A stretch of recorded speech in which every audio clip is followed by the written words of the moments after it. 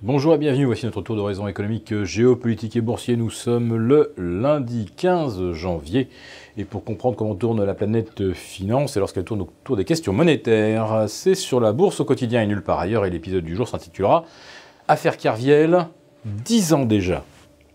Et oui, c'est un troisième lundi de janvier 2008 que l'on vit les bourses s'effondrer rapidement peu après l'ouverture pour des raisons qui demeurèrent mystérieuses jusqu'au vendredi suivant.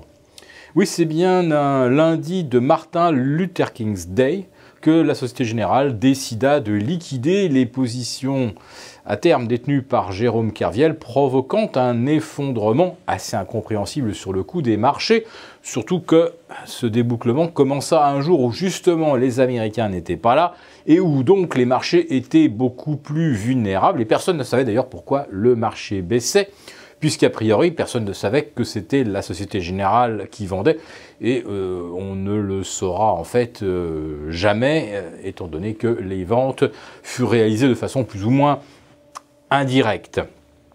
Mais je n'évoque pas l'affaire Kerviel pour tirer des conclusions sur la responsabilité des uns et des autres, c'est juste pour vous rappeler que c'était il y a 10 ans exactement, que la Société Générale et bien d'autres banques étaient confrontées à un gros souci, celui des subprimes. Et si la crise éclata ensuite au mois de septembre, en fait, les prémices, on les avait déjà observées dès 2007, dans des structures par exemple comme Bear Stearns, comme des banques locales californiennes. Et aujourd'hui, 10 ans plus tard, on retrouve encore à nouveau des bulles immobilières en Californie. On retrouve encore des subprimes, non plus tant sur l'immobilier que sur l'automobile. Nous avons des prêts étudiants qui sont également au summum historique des encours. Et d'après une étude publiée ce week-end, près de 40, oui vous entendez bien, 40% des étudiants pourraient être en défaut ou en défaut partiel sur leurs emprunts étudiants d'ici 2023. C'est-à-dire en fait d'ici 5 ans, c'est presque demain. Or, avec un taux de défaut de 7% sur une classe d'actifs obligataires, enfin sur une classe d'instruments obligataires, eh bien on n'est déjà pas très loin de la faillite.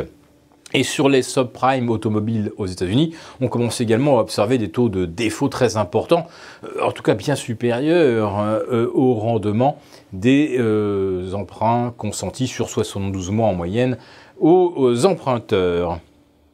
Et c'est là, alors que toutes les bulles obligataires sont au zénith, c'est là que Bill Dudley, un des gouverneurs de la Fed, annonce que il serait peut-être pertinent d'appuyer un petit peu plus fortement sur le frein monétaire cette année.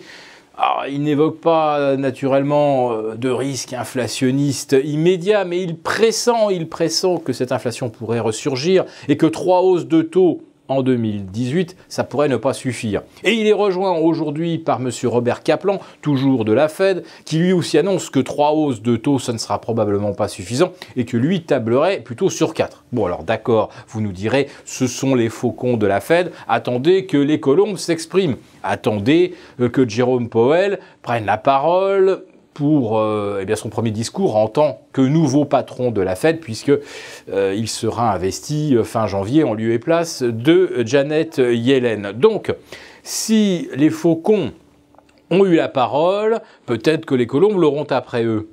Mais ce qui est assez troublant, c'est que même après William Dudley, même après Robert Kaplan, le dollar ne remonte pas, il ne regagne rien, il continue même de s'enfoncer sous les 1,2250 contre euro ce matin et sous les 6,45 face au yuan chinois, autrement dit un dollar très affaibli et où les opérateurs ne tiennent même pas compte des déclarations des membres de la Fed. Alors qu'est-ce que ça signifie, cette faiblesse du dollar? Est-ce que ce n'est pas à terme aussi l'anticipation d'un ralentissement économique? Parce qu'en fait c'est ça, en gros les mécanismes, c'est que si on pense qu'il va y avoir une forte activité économique, on va avoir besoin de dollars pour le commerce international. Si on anticipe au contraire un ralentissement, il y aura moins besoin de dollars. Donc on en achète évidemment un petit peu moins.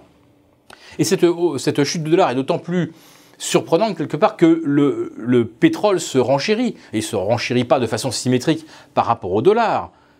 Le dollar a perdu 7% par rapport à juillet dernier et le pétrole a pris 50% dans l'intervalle. Autrement dit, il va y avoir plus de pétrodollars à recycler. C'est plutôt une bonne nouvelle pour le dollar. Eh bien non, manifestement, on a l'air de penser que c'est plutôt d'Europe que viendront les mauvaises surprises, c'est-à-dire que si les signaux inflationnistes se multiplient, la BCE sera peut-être obligée de durcir le ton. Enfin, quel que soit le scénario que vous envisagez, de toute façon, l'horizon sur les taux s'assombrit à l'horizon fin 2018 et ça obligera évidemment tous les gérants à refaire leurs calculs de primes de risque, de rentabilité de leur portefeuille.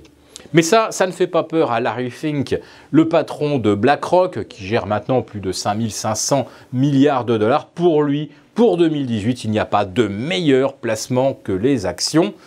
Si on écoute les membres de la Fed, c'est peut-être encore le pire endroit où se positionner.